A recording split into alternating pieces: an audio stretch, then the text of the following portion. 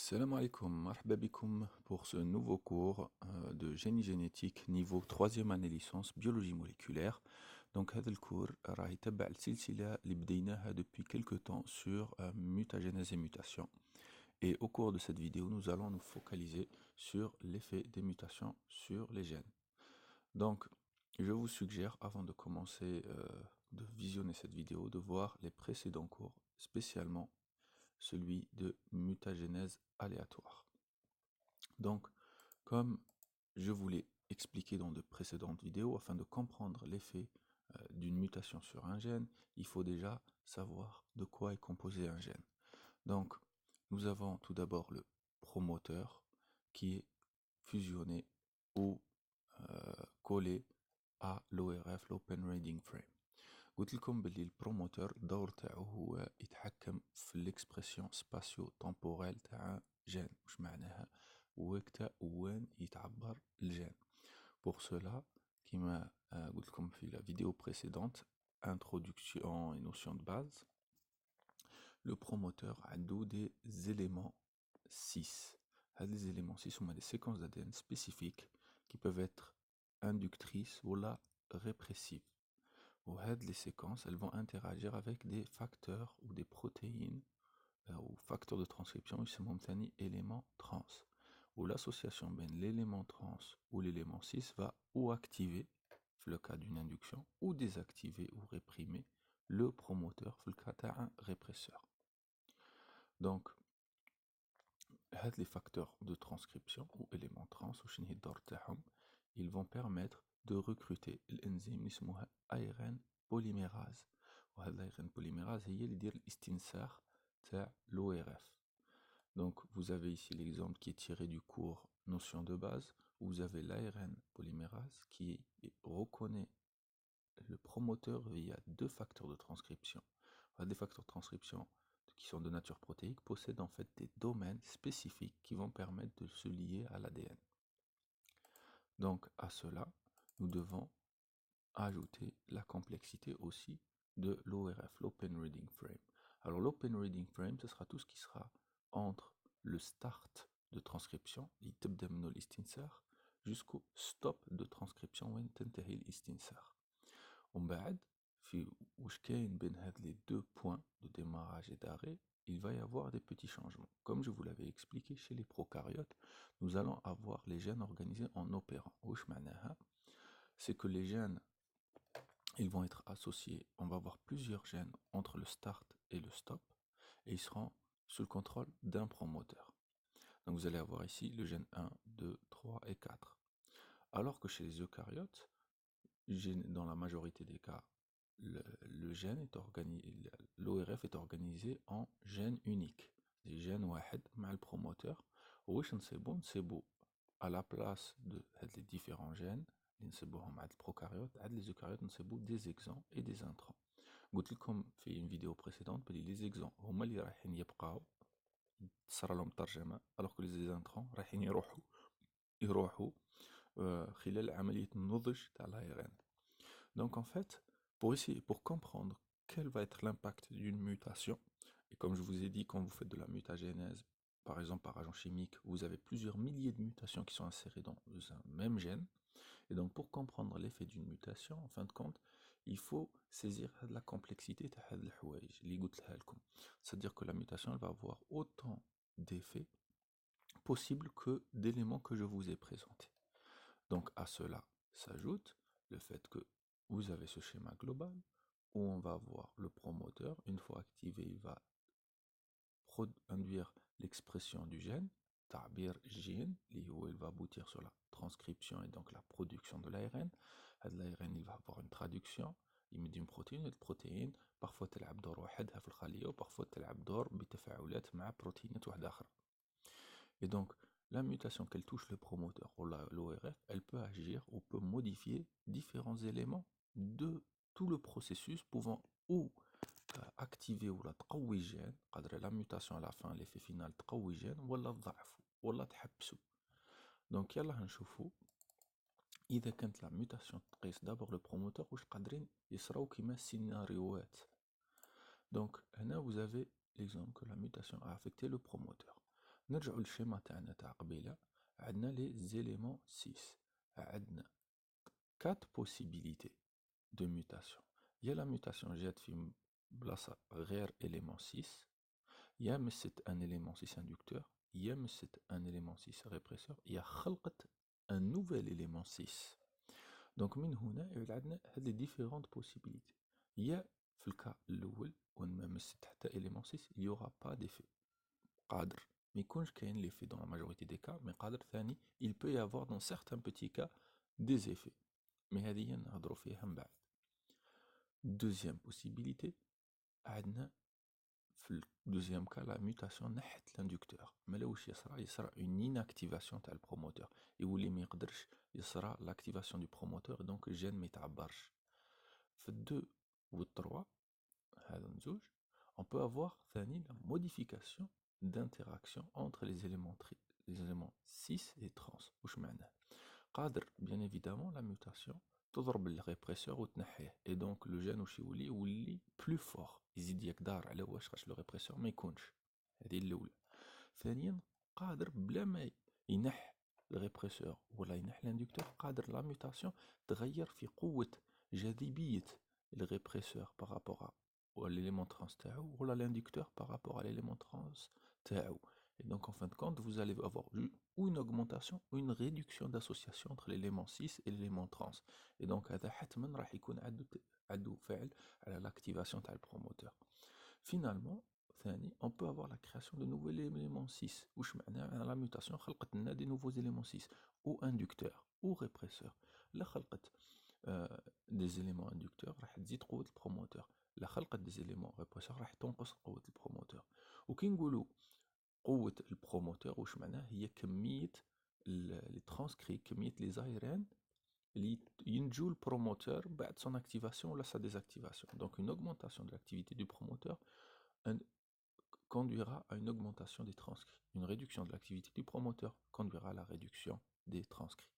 Donc ici, c'est pour vous, ça vous reflète bien la complexité les régulations, mais aussi que ce que nous, on va pouvoir induire par l'ajout des mutations. Quand on rejoue l'ORF, l'Open Reading Frame, la mutation, bien évidemment, قادرة تقيس le start ou le stop, ou la تقيس une région بين le start et le stop. Bien évidemment, les كنا prokaryotes قادرة تقيس un gène, ou قادر تقيس ce qu'on appelle une région intergénique, comme des petites séquences qui vont séparer les gènes من بعضهم بعض. Pareil, chez les eucaryotes, قادرة تقيس un intrant qui m'a قادرة تقيس un exon. Et donc en fonction de la mutation, type de mutation, التواجد تاع la mutation، الفعالية تتغير. Par exemple, قادرة la mutation تغير comme la start de transcription اللي généralement هو ATG. Adénine, thymine, guanine. Et si vous enlevez le start de transcription, bien évidemment, l'ORF n'est pas transcrit et donc la protéine n'est pas produite. Et là, vous cassez complètement le gène. قادر ثاني ينح stop de transcription. وهنا واش يصرى؟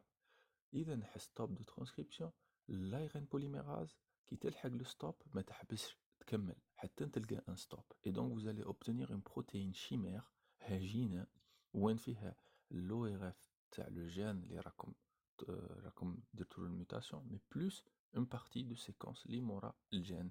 Et ça aussi, c'est un effet délétère à la protéine. Enfin, la mutation في وسط la séquence, ça va vraiment dépendre du type de mutation. D'accord? قادرة تكون la mutation comme par exemple un déphasage du cadre de lecture, et je vous renvoie à ma vidéo première sur la mutation et la mutagénèse. Et donc si vous avez un déphasage de cadre de lecture, ça veut dire que tout ce qui sera derrière la mutation sera complètement modifié. La mutation تخلق comme un stop sur la séquence, et à ce moment-là elle va vous produire ce qu'on appelle une protéine tronquée, juste la protéine. Et là on chauffe les différentes possibilités de mutation. Donc ça c'est un petit rappel par rapport à ce que je vous ai dit sur le chapitre mutation et mutagénèse. Donc on peut avoir ce qu'on appelle des mutations silencieuses, donc ça peut concerner le promoteur comme l'ORF, hein. Mais plus l'ORF parce que on va avoir l'aspect acide aminé. Mais on peut avoir des mutations, comme je vous ai dit, qui vont pas avoir d'effet sur le promoteur. Et on pourra les qualifier de silencieuses. Mais une mutation silencieuse dans la convention, la littérature, ne va pas changer un acide aminé. C'est-à-dire que quand vous allez avoir la mutation, il n'y aura pas de changement d'acide aminé sur la protéine, puisque بزاف الكتب رايحين يهضروا لكم على l'effet de la mutation sur la protéine. Mais maintenant, on a bien vu que la mutation, elle va pas avoir qu'un effet potentiel sur la protéine, mais sur d'autres choses. On peut avoir une mutation faux sens, va changer l'acide aminé, c'est-à-dire que ça sera la mutation, bien évidemment, les flexons les eucaryotes, ou le gène les prokaryotes. Et donc, mutation faux sens va changer l'acide aminé de la protéine. Mutation non sens va produire un stop, c'est-à-dire qu'elle va conduire à l'arrêt ou plutôt la coupure de la protéine, c'est-à-dire que la transcription tahbs la partie où on le stop, et là on va avoir une protéine tronquée, c'est-à-dire jeu de protéine. On va voir aussi la mutation du déphasage de cadre de lecture, et là نرجعوا l'exemple اللي كنت نهضر لكم عليه قبل على le promoteur, c'est-à-dire que vous pouvez, comme je vous ai dit, dans le promoteur avoir une mutation هنايا في الوسط اللي قادرة تأثر على واش كاين موراها. Exemple, إذا زدتوا نيكليوتيد أو اثنين vous allez pouvoir en fin de compte modifier un certain nombre d'éléments derrière la modification. Et ça peut bien évidemment avoir un effet sur le promoteur, mais surtout avoir un effet sur l'ORF. Et donc, ça c'est un vrai problème. Enfin, on peut avoir ce qu'on appelle une mutation polaire. Une mutation polaire, ça veut dire que la mutation تصرى في جهة وتأثر ماشي جين واحد مي دي جين واحد اخرين même des gènes ما عندهمش la mutation. Bien évidemment, نعطو un exemple logique, عند les prokaryotes, et ben تخيلوا بلي la mutation صرات هنا ودارت déphasage du cadre de lecture, et ben tous les gènes اللي موراها رايحين يحبسوا. Donc عندنا une mutation, plusieurs gènes affectés. هذه هي la mutation polaire. Bien évidemment, les mutations, donc elles peuvent aussi avoir des effets assez divergents ou assez différents sur les différentes phases de la production d'une protéine. Par exemple, elle peut augmenter ou réduire la durée de vie à l'ARN. la stabilité et donc protéine elle peut augmenter ou réduire l'activité d'une protéine, donc sans pour autant arrêter la production de la protéine. Et elle peut augmenter, réduire, modifier la stabilité d'une association de protéines importante pour un processus biochimique. Donc, en fin de compte, les mutations peuvent avoir vraiment beaucoup d'effets différents en fonction de là où on se situe.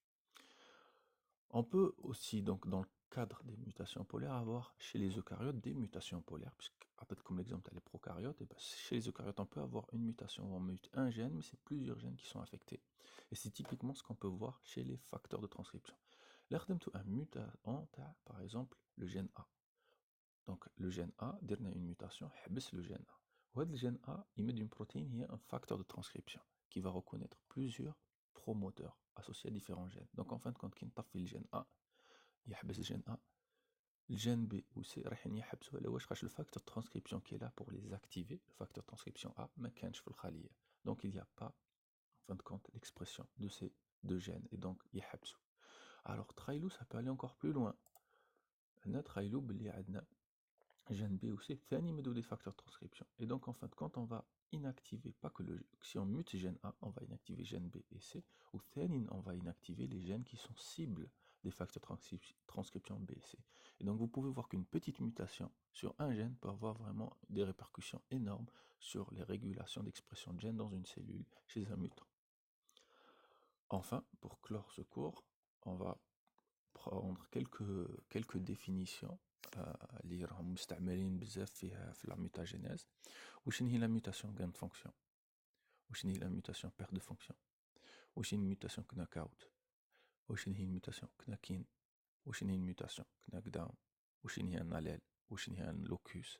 كيفاه نكتبوا la notation d'un allèle sauvage chez les eucaryotes, كيفاه نكتبوا la notation d'un allèle mutant chez les prokaryotes, كيفاه نديروا la notation d'une protéine اسمها, donc نقولوا la notation c'est l'ism, كيفاه نديروا la notation d'un allèle sauvage chez les prokaryotes, كيفاه نديروا la notation d'un allèle mutant chez les prokaryotes. Donc mutation gain de fonction, c'est des mutations où زدنا أضفنا fonction تاع ولا عززنا la fonction تاع un gène. Par exemple, le gène est plus exprimé. Là qu'on a une mutation في le promoteur. La protéine est plus stable. Là qu'on a une mutation في وسط la protéine. Et donc, la mutation de grande fonction, c'est نزيد قوة le gène. Et là, c'est des mutations généralement dominantes على واش راح يتغلبوا على l'allèle اللي قابلهم في الجينوم, puisque vous le savez, en génétique, on a toujours deux allèles pour un gène. On a les mutations perte de fonction, c'est-à-dire نحبسوا la fonction d'un gène. Et elles sont généralement récessives. Parce que تخيل oublié comme l'hétérozygote, le, le, la- le gène, euh, le gène sauvage, normal, et le gène muté, il y a une perte de fonction, et bien le gène sauvage peut compenser le gène muté. Et donc, à ce moment-là, le gène muté devient récessif. Alors que le gain de fonction, l'hétérozygote, il est dominant, alors le gène sauvage. Les mutations knockout, c'est une mutation perte de fonction, c'est-à-dire qu'on habsou la fonction de le gène. La mutation qui knock in, mutation gain de fonction. Mutation knockdown, c'est-à-dire réduction de la fonction du gène, c'est-à-dire que on habsouch complètement نقص من القوة تاعو. Un allèle, c'est les différentes formes d'un gène. Un locus, c'est la position physique d'un allèle dans le génome. La notation d'un allèle sauvage chez les prokaryotes, c'est majuscule italique. Chez l'allèle muté chez les eucaryotes, c'est minuscule italique. La notation d'une protéine, c'est majuscule sans italique. La notation d'un allèle sauvage chez les prokaryotes, première lettre majuscule et le reste en italique, minuscule. La notation d'un allèle mutant chez les prokaryotes, première lettre en minuscule et l'ensemble en italique. Donc tout est en italique. Donc, je vous remercie pour avoir assisté à ce cours et je vous souhaite une bonne révision et le prochain cours s'intitulera Mutagénèse dirigée. Nous verrons quelques techniques de mutagénèse dirigée ou qui fait. Donc, bonne révision et bon courage.